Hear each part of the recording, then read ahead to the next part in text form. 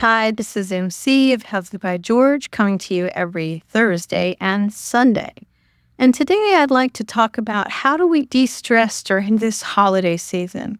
I know that's one of my primary goals. Welcome to Healthy by George. I want you to know that this is for informational purposes only, and it should not be considered as medical advice, nor does it have anything related to my employer. So it's always best for you to check with your own medical provider before you do anything that I recommend or for any medical treatments. So please join me, hit that subscribe button, and turn on notifications so you never miss an episode. One of the things that I think we have to deal with the stress of holidays is our expectations. Often we want everything to be perfect. We want the food we're preparing to be perfect, the gifts we're purchasing to be the perfect thing we're getting for other people and thoughtful. We want to have these holiday gifts, the exchanges. We want to have the clothing that we want to have when we go out. We want it as festive as possible because truly that's what we're all about is connection, celebration. We come to the end of the year, and now we really want to just celebrate, enjoy each other's friendships and family. But so often it's difficult because we lose sense of our normal scheduling. And it's easy to do when you've got a lot going on. So I think the key is to focus on three things. Understand how to take care of yourself during this time. For me, I know that if I put my morning routine as a priority, no matter what I'm doing as far as waking up, that I do my morning routine. That is what's key. And that I really stick to that no matter what. It's my water, it's my coffee, it's my movement. It's all of those things that help me keep myself in some sense of self-care. Prioritizing our sleep. If we can do two things during this holiday season, we have just about 5 or 6 days left till Christmas. I think that it's about how can we prioritize our sleep, get some good rest. If you can't get the 7 to 9 hours, work towards have a nap. I'm a napper. Take a nap, take a break, take a nap. So with that, keeping self-care as a priority, plan some massages, plan some meditation, plan some breaks, because that's really the key is another thing to do besides self-care, managing our expectations is planning and organizing. Know your budget, because sometimes I get so tempted when I see a gift that I just desperately want to purchase. I have to think about my budget. And you know what? Thinking about your budget is also a process of self-care. Overspending or overcharging onto our credit is not where we want to be.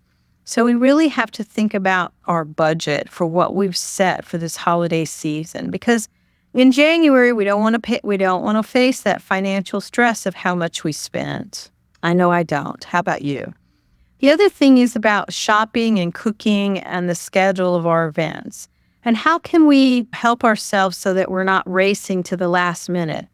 I know for me on Sunday, this coming Sunday, I'm going to look at, okay, what's planned? The day's the 22nd. What I got to do is the 23rd, the 24th, the 25th, the 26th. What is planned?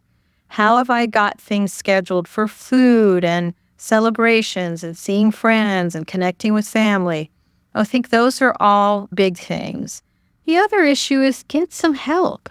I know for me, I've already got help planned for literally today, someone coming in to help me.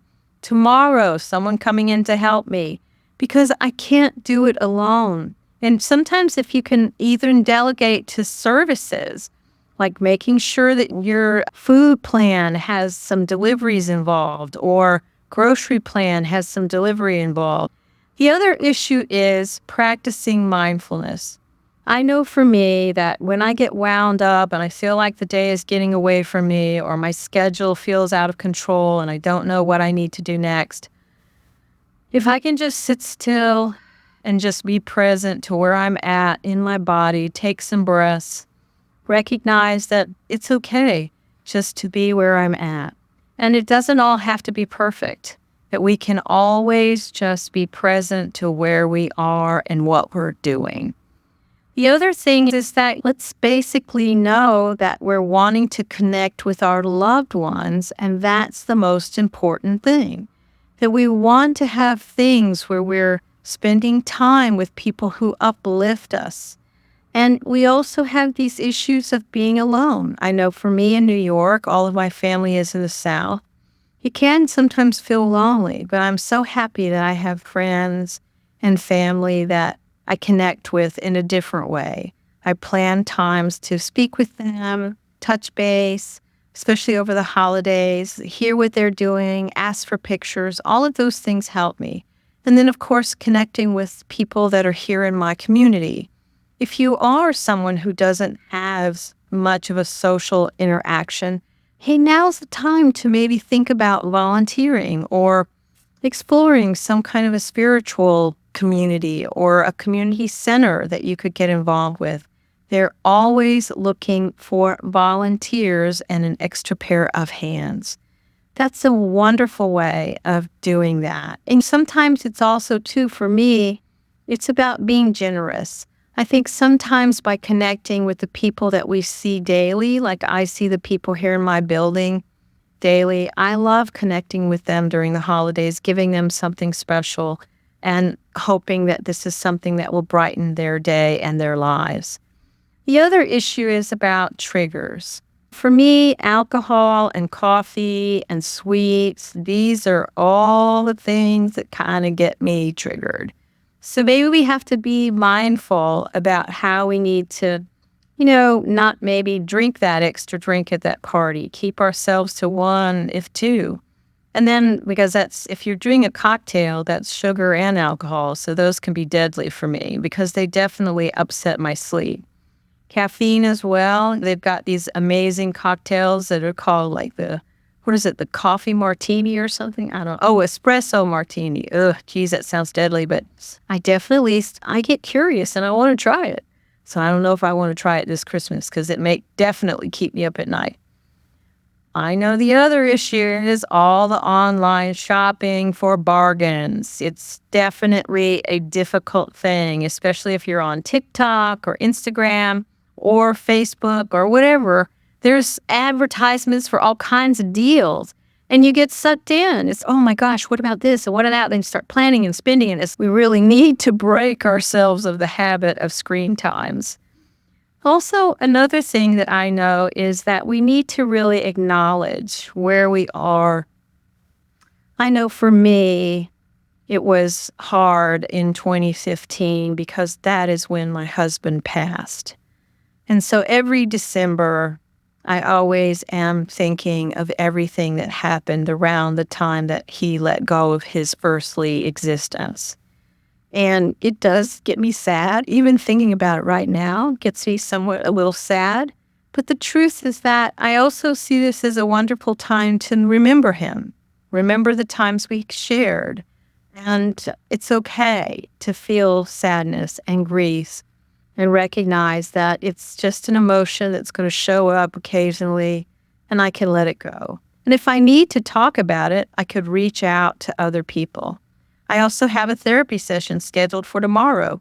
We have to do things not only to plan and keeping care of our physical self, but let's plan to do things for our mental health and mental being.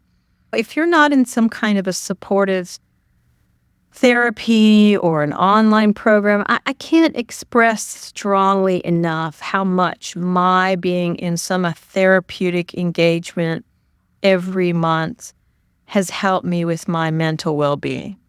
And there's so many opportunities, and I know that people feel hesitant about reaching out, but therapy and engaging in some kind of mental health practice is hugely needed in our society now more than ever.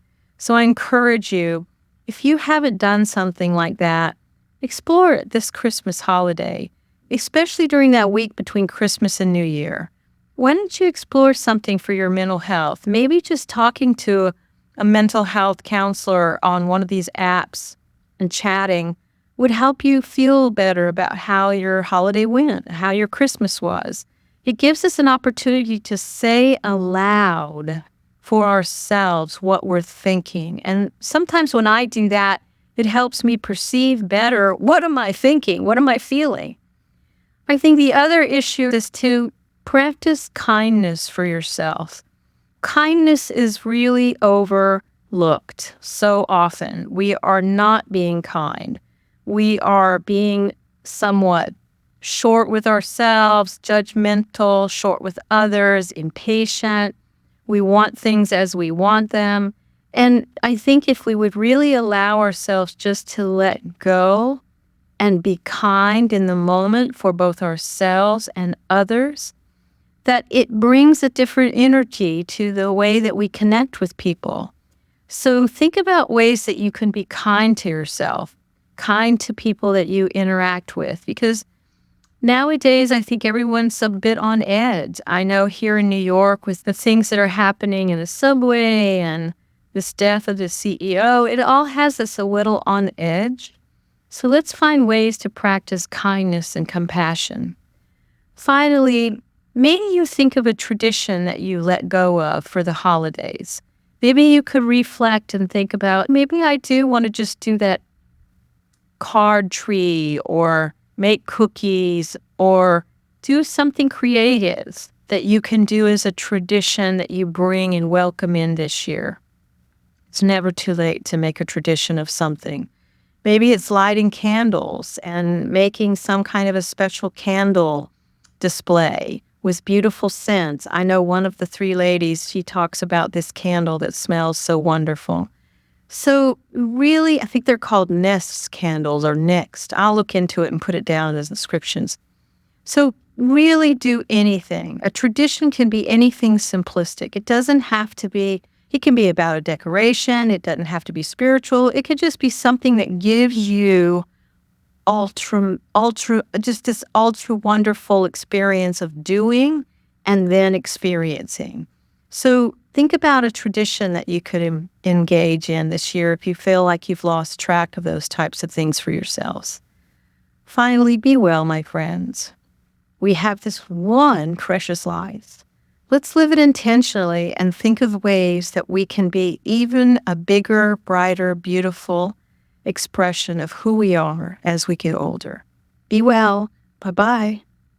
So thank you so much for joining me at Healthy by George. I hope you found the information inspiring and that it encourages you on your wellness journey. Because remember, your body, your well-being are a most precious gift, and every tiny action taken daily can make a huge difference. I hope the information here is educational purposes and is not meant to replace your medical care. See your doctor and talk about what works for you. If you enjoyed today's content, don't forget to give it a thumbs up and subscribe to my channel. Your support means the world to me, and it helps me continuing creating content that inspires and empowers you to live your best life. Goodbye for now, and join me again at the next Healthy by George.